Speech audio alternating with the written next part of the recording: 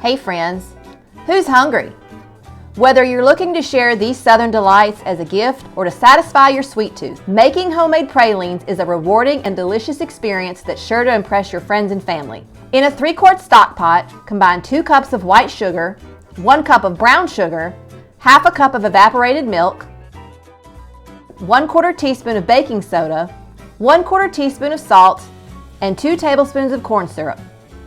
Once stirred together, the mixture will have the consistency of wet sand. Heat the mixture over medium-low heat, stirring often for 10 minutes until the sugar is mostly dissolved.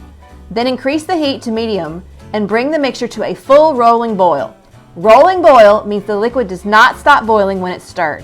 This should take an additional 10 to 15 minutes. This is not the time to go and start a load of laundry, y'all. Stay with the sugar and stir frequently to keep it from burning.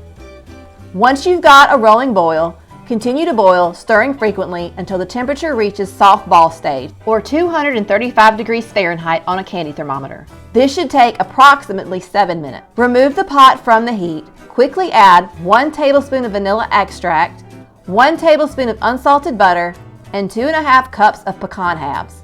Stir the candy vigorously until you begin to notice the candy starting to thicken and the mixture is harder to stir. This could take around 30 seconds to a minute. While the sugar is still hot, immediately begin dropping heaping tablespoonfuls onto waxed paper.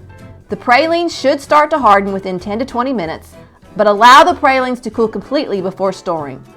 Looking for more holiday recipe ideas? Be sure to follow me.